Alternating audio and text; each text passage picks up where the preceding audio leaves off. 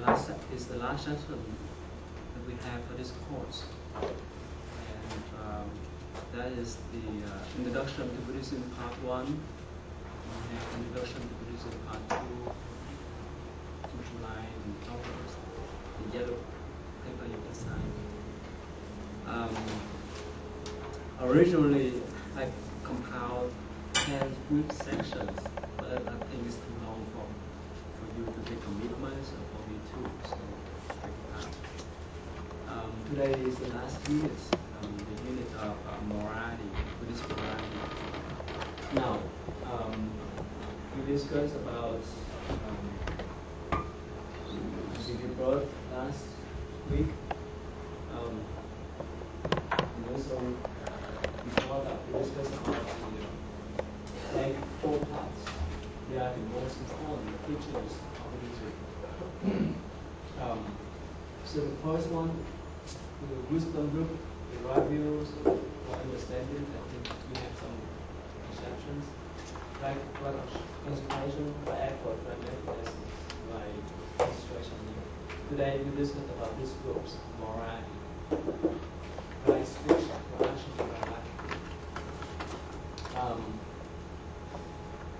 In order to have the right view, or right understanding, we have to have some kind of concentrations on mindfulness. So, if we don't have the mindfulness concentrations, it's not easy for us to have the right view. It's not easy for us to have the right understanding. But, as humans, or even animals, we create a lot of habit to patterns. So, the reason why we need to live with our moral life. I think some of you or most of you know this. Know the experience that they have done in the psychology is that the dog and its saliva. You know that experience. So when the scientists hit the bell, right, every day, at some times, right, when the scientists hit the bell, happen. That's a signal for the dog to eat lunch or whichever food that the scientists provide for it.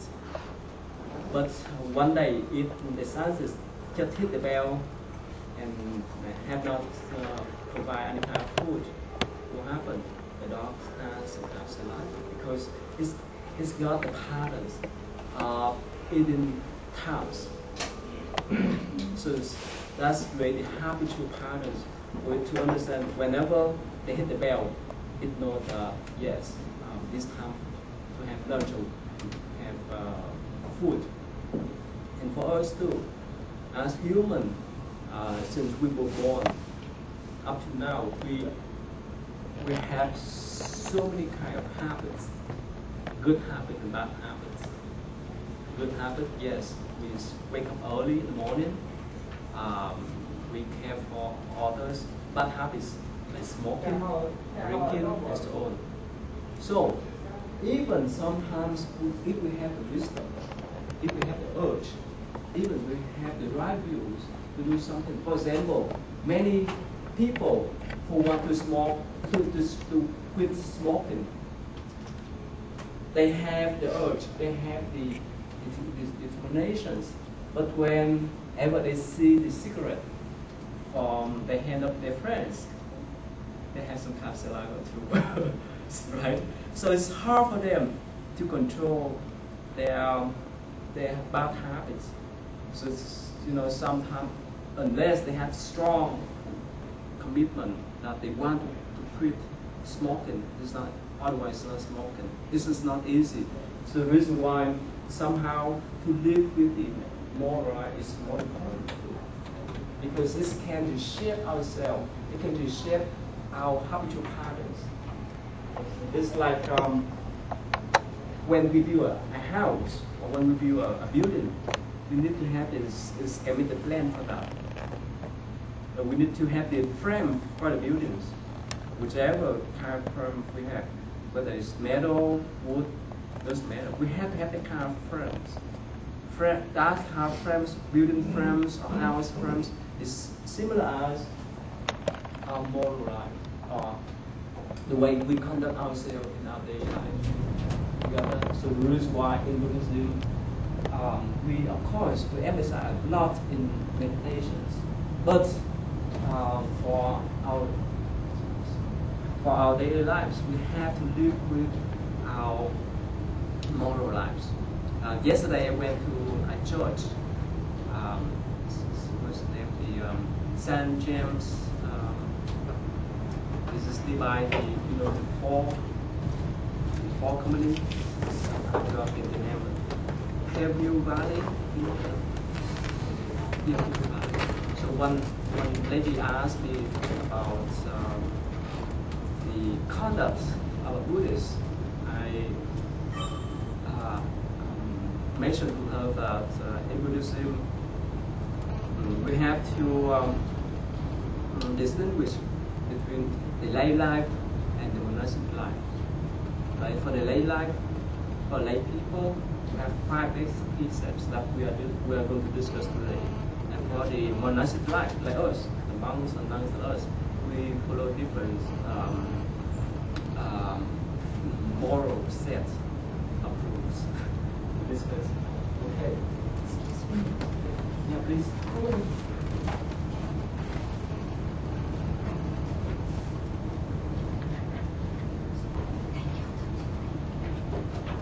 So now, let's say that to have the moral life is like the way we reshape our bad habits. I have many friends who didn't know how to smoke, or who didn't like to drink coffee, but somehow eventually in their lifetime they got the habit. My point is that somehow if we live with our moral lives, we have enough strength to control ourselves. In Buddhism, we have the example of the wild horse. We put it in the frame. We put it in the what is it called, wall, or what's that? Corral. How can I say that? The fence. Yeah. Okay, the fence. So the wild horse can run around that fence, and it doesn't jump out to run wildly. And so basically, that's the way until it can be tamed. We still keep with that fence.